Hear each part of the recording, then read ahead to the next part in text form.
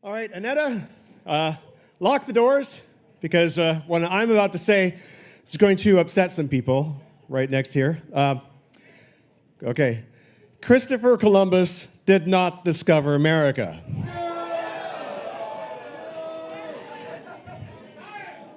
Science. Yeah, I mean, never mind the question of like how you can discover a place where the inhabitants are watching you arrive from the shore. They weren't wearing pants. Is that what somebody said? I like that. So anyway, there were actually many other mariners before Columbus that discovered America as well. Decades earlier, even eons earlier, there were so many people that were coming across these islands and this continent. But it's only been in the last century that evidence has surfaced and continually grown to indicate that many of these pre-Columbian explorers might have come from Africa. So the first scientist to promote this possibility was Leo Wiener. Born in Russia, Wiener immigrated to the United States in the late 19th century on his way to British Honduras, where he planned to open a vegetarian commune. Well, when that turned out not to be the dream job he expected, he moved back to the United States and he became a professor at Harvard University, as one does.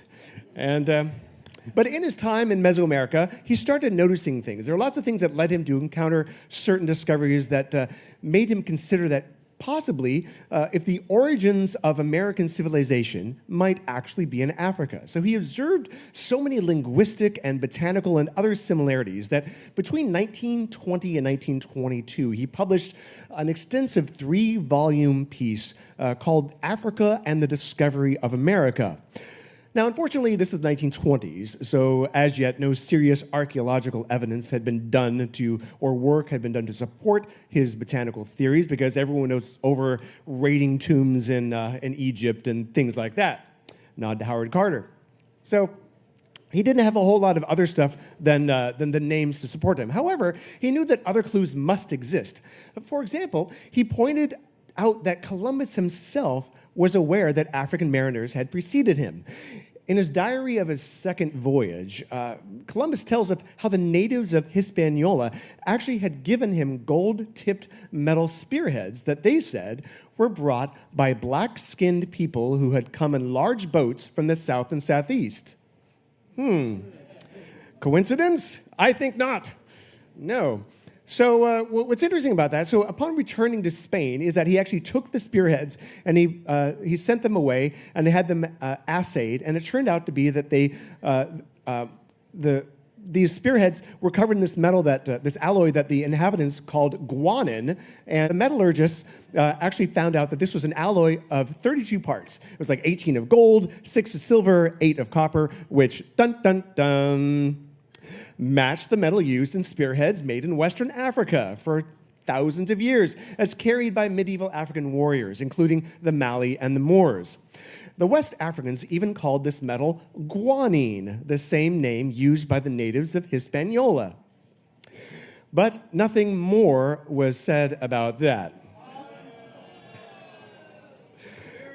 Conspiracy. Well, probably because, in the interest of Spain, it was in their best interest that they didn't want to have any challenges to their discovery and the claims to the islands of the West Indies. Well, as the poem goes, or it should anyway, in 1493, Columbus stole all he could see.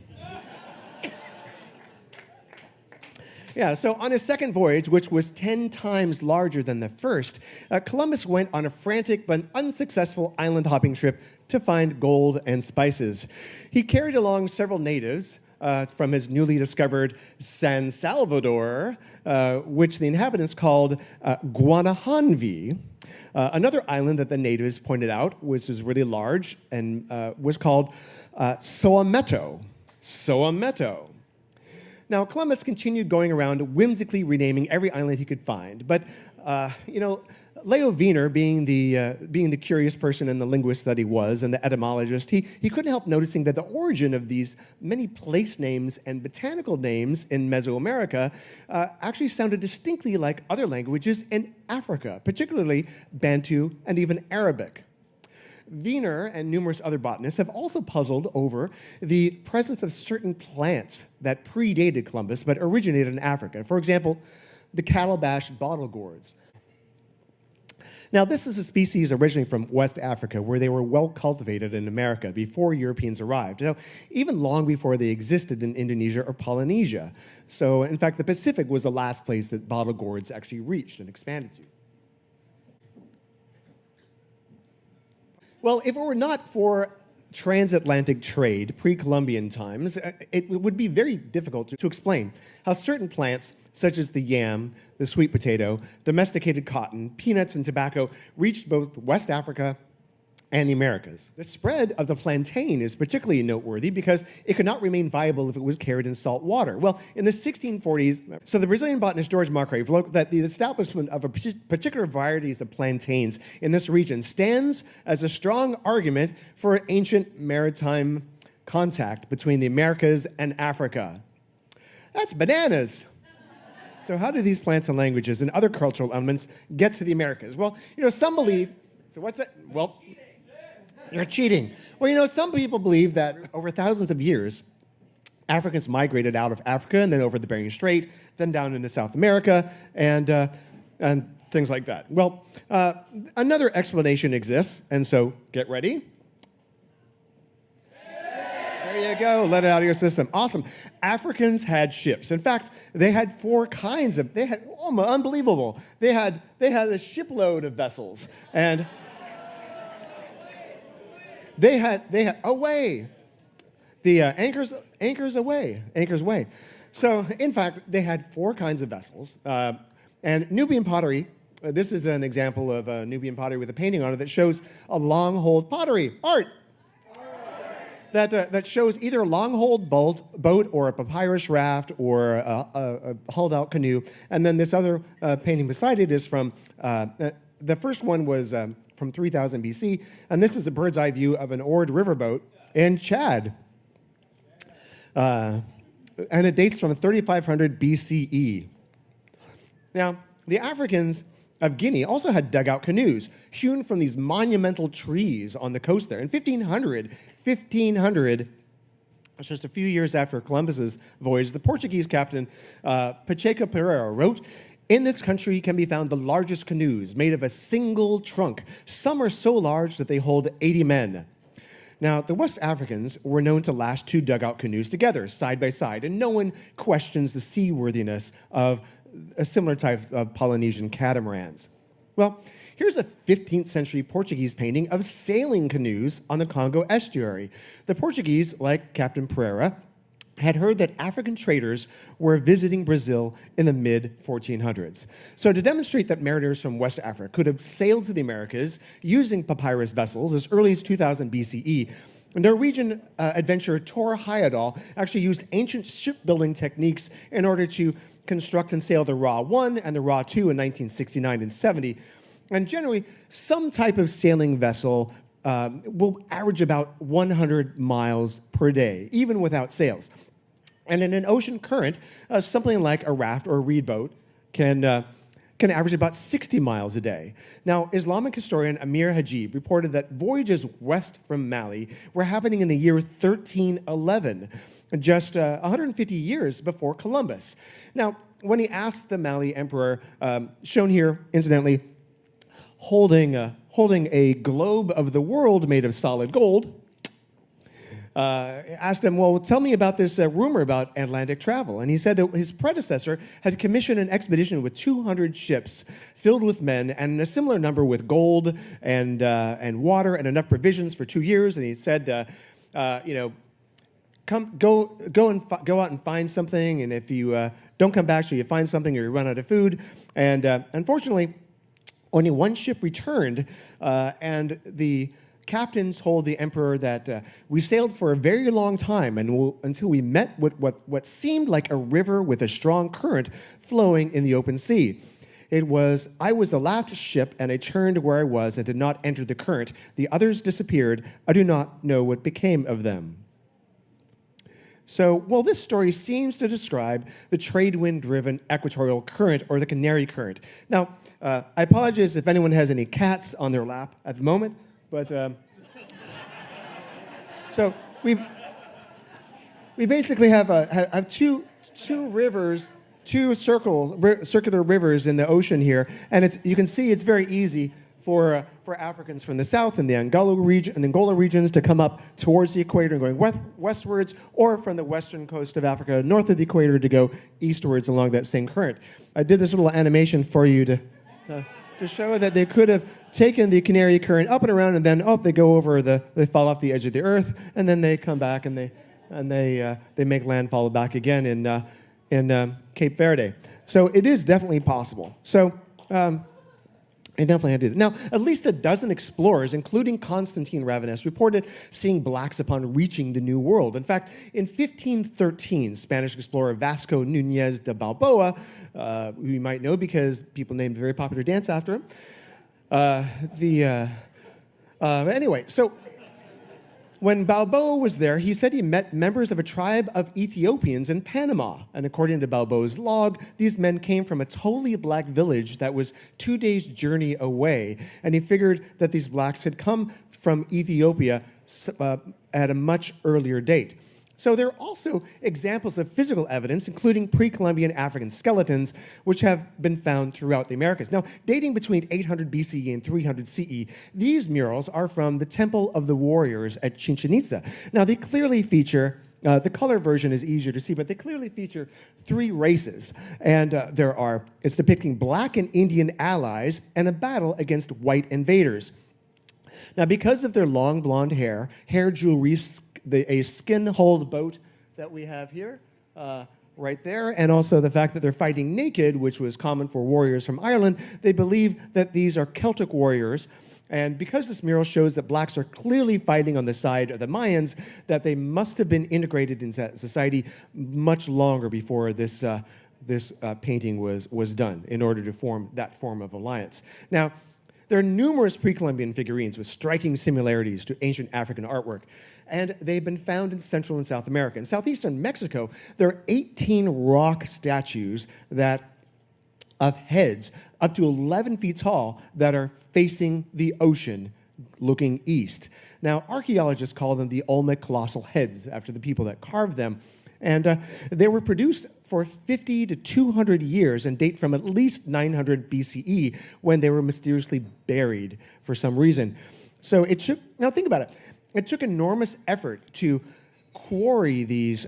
The smallest one was 6 tons, so 6 to 50-ton blocks, to quarry them and carry them 75 miles away from the quarry, and then carve them, and then erect them.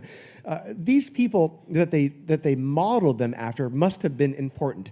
Whoever they were, they must have been important to be remembered or obeyed or worshipped. Well, Jose Meglier Serrano, the archaeologist who first uncovered them, he pointed out that facial features look amazingly like African blacks, and they all display distinctive headgear or protective helmets. Now, however, some people think that these are actually the facial figures of overweight babies. Yeah, I think they needed to wear helmets when they were babies, if they think that. So, yeah. And then still others find it easier to believe that instead of Africans, those depicted or responsible for these sculptures, and as well as the Mesoamerican pyramids, were not African Americans, but dun dun dun. So why is it that so many people have never heard of this alternative of American discovery by the continent's nearest neighbors to the east? Racism! So, I mean, look. Now, the thing, exactly. Whoa, where'd all the continents go? So, this is... Look at how close this is. I mean, white people don't think that you could go this is closer compared to more than twice the distance that Columbus sailed. This will win a drink for you in a bar game sometime. Which state is closest to Africa? Maine. Yeah, look. See there, you got to need a globe for this. Look at that. You know, versus yeah, geometry, science. There you go. So anyway, And so very few Americans know this. And why is this? So having examined textbooks throughout for years, up until 2018, James W. Lowen says that although some books cite the alternative possibility that Vikings, Norse, or even Irish may have reached America first, not one textbook, old or new, mentions the West Africans. So whether or not you give any credence to this admittedly controversial Afrocentric theory, it's obvious that Columbus was not the first to discover America, but the last. So why did he make such an indelible mark on Western people's minds? Well, conquest may have a lot to do with it.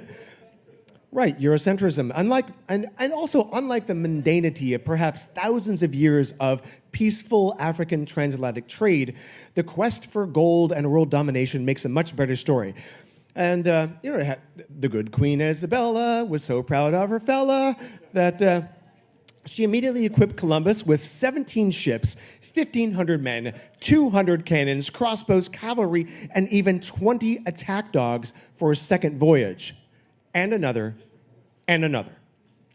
The story of Columbus remains the most widely accepted version of American discovery, most likely because it was the most recent, the most well-armed, the most documented, and the most similar in appearance to the authors of American textbooks.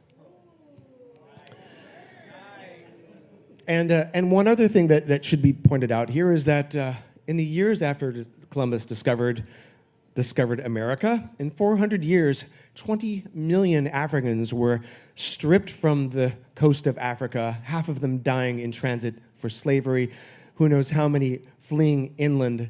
And at the same time, within 5 years of Columbus's arrival in the New World, 90% of the indigenous population had died from disease or murder, 90%. So the fact is, that leaves few people to have a written or memory or an oral history of the seafaring of their African discoverers. Historian Samuel D. Marble wrote, "As a subject for research, the possibility of African discovery of America has never been a tempting one for American historians. We choose our own history, or more accurately, we select those vistas of history that more or less kind of explain to have the promise of the greatest satisfaction for ourselves. And we have had little appetite to explore the possibility that our founding father was a black man." So nevertheless, there is considerable evidence to suggest that African mariners also participated in this great adventure, no less than Vikings, the Portuguese, Spaniards, Celts, Chinese, Polynesians, and Arabs, and others. So now I would like to raise a toast to all the discoverers of America before Columbus, wherever you may came from. May more of us discover you.